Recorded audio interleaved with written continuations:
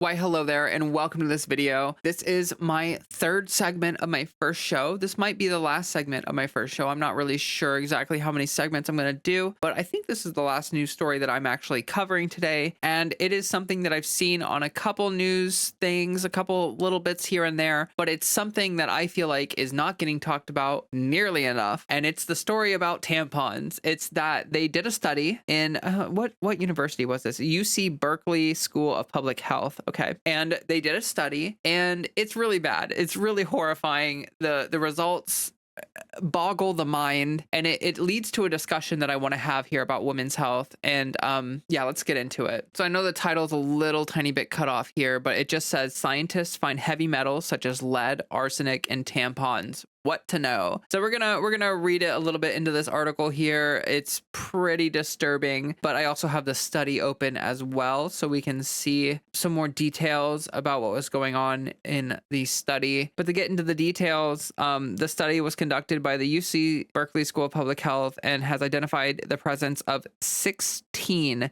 different heavy metals and tampons from 14 different brands purchased in the US and UK. So to be a little more specific, the 16 heavy metals they're talking about are arsenic, barium, calcium, cadmium, cobalt, chromium, copper, iron, manganese I don't even know if that's how you say that, mercury, nickel, lead, selenium, strontium, vanadium, and zinc. I don't know how to pronounce some of those, so I probably messed it up. That's in 30 tampons from 14 different brands and 18 product lines. And so they found measurable concentrations of all 16 heavy metals in all of the tampons. And what's really, really sad is that none of the tampons were safe. None of them had no metals or low metals. Like they all had similarly high levels of toxic metals like lead and stuff like that. And it's like you could buy the organic brand, you can buy the non-organic brand, you could buy whatever brand you want, and it doesn't really matter. You're getting lead poisoning. So you may be thinking to yourself, like, how is this possible? How do we have, because just like this one thing the article says, over 100 million women in over 120 countries use tampons during their menstrual cycle. I think in the study, it says something like 50 to 80% of women use tampons, and there's lead in them. There's lead. It's just shocking. It's absolutely shocking that this is happening at all. It really goes to show how little care is put into women's health. And that's what I really want to talk about. What I really want to focus on with this story is that women's health is horrendously understudied. I don't know if anyone actually knows this or has thought about this or has been confronted with this, but the diagnostic material that we write, especially for mental health and stuff like that, that's based off of men. That's based off of men. It's not based off of women. And so when we start talking about things like autism and schizophrenia and so many different neurological conditions that we're talking about are only framed from a diagnostic standpoint around men. So that's why autistic women are ridiculously underreported, understudied, underdiagnosed, because we don't seem to care about women and their troubles. And it's really, really ridiculous. The lack of study on things like pregnancy, the lack of study on things like feminine hygiene products, it's shocking. I think I saw a story last year that was 2023 was the first year ever that they tried to use a blood equivalent for testing with tampons. Originally, for years and years, since the origin of tampons, they've been using just water to test them. Well, blood is not just water. It's got stuff in it. And obviously it behaves differently. It congeals instead of drying out completely. The stuff in it congeals. They didn't start testing tampons with something that functions like blood until last year. What? What? How? Why? It's disgusting. And this is what the patriarchy does. This is what it is. It's men are the most important thing. They're what matters. It's their health, blah, blah, blah. And so these things get focused on for men, super closely studied and designed and engineered for men. But then when you have something for women, it's just completely neglected. Completely neglected. If you look into the history of medicine, for a long time, doctors would perform autopsies with their bare hands. They'd just be digging around in corpses. And then a woman would be coming in to give birth, and they would just walk out of the autopsy room with their dirty carcass covered hands. And they would just start pulling babies out. And so women were dying left and right because they were literally shoving their hands covered in dead people into women. to like try to get the babies out. And of course the babies were dying too. Like it was just, this happened for years. This was like, you know, I have a lot of times where I think about like how far we've come with like medical developments, with like so many things, like modern society, like antibiotics and stuff like that. You think about it and you're like, wow, like you get a cut on your hand and it gets a little dirty and you like don't, you know, you start to get like a little infection or whatever, you get it kind of sorted out, whatever. And then you're like, wow, if this were like Little House on the Prairie, I'd just be dead. I would just die.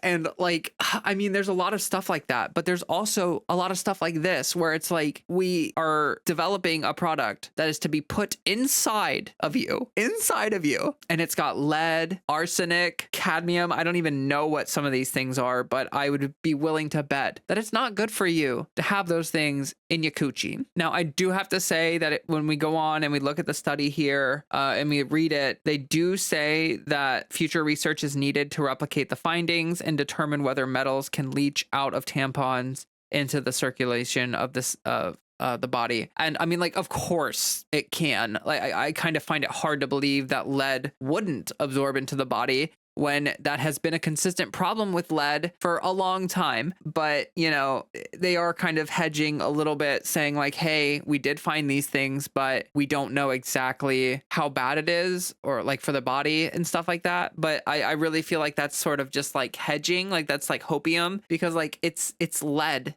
Like, if it's in gasoline and you breathe it in, it's bad. If it's in paint and you put it in your mouth, it's bad. I find it hard to believe that if it's in a tampon and you shove it in your coochie, it's going to be any better. So I did see that this could contribute to things like toxic shock syndrome. This could contribute to, you know, other infections. It could contribute to lead poisoning and stuff like that in people. And God, it's crazy. It's crazy. I really find it shocking. Like, seriously, our government should be putting a lot more funding into women's health, into talking about women's issues, and to figuring out what the heck is going on with tampons and stuff like that. Like, that's crazy. That's actually crazy.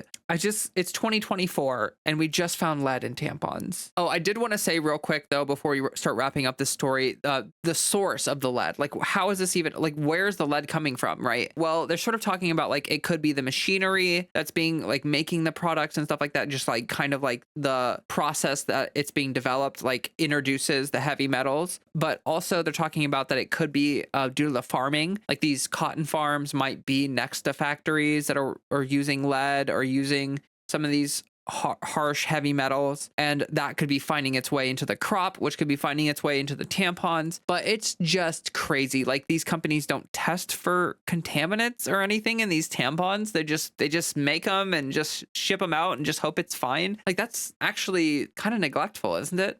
It would be like imagine you're making like a brand of cereal and you're like, yeah, I'm gonna develop this brand of cereal. I'm gonna go out there, I'm gonna make this cereal and do all that wonderful stuff, and like you don't test it for lead. Like, you've just been feeding the entire population of America like this cereal that you've like developed, and one day someone's like, hey, have you ever tested that cereal for like, yeah, I don't know, like lead or anything? And they're like, oh, no, now that you think about it, I was never really concerned about like whether I was forcing people to eat lead or anything like that. You know, it's just like, I just find it shocking that like a company that designs a product that you use in your internal body didn't test it rigorously against like things like contaminants. I mean, that's crazy. But yeah, that's going to wrap up this segment, which is going to wrap up my first ever show here on YouTube. I am really happy to be starting and getting going and everything like that. So I hope that you enjoyed watching and hanging out and listening to me rant for a little bit. I will be back with a Wednesday show. I do want to let you know, just for transparency purposes, I record these like the night before.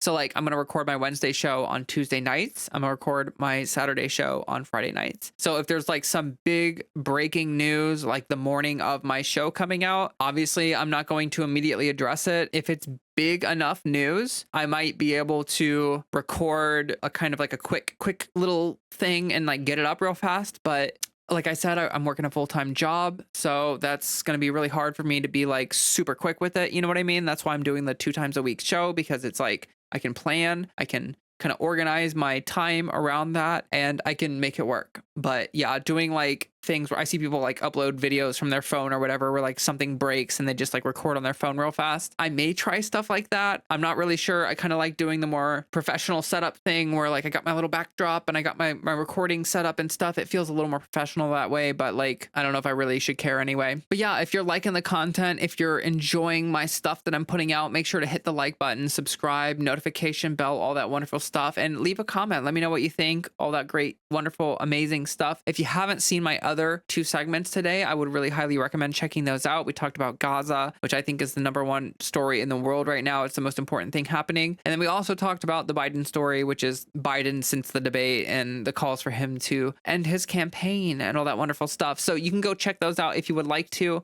But otherwise, I will be back with another show on Wednesday. And until then, do me a tiny little favor, drink some water.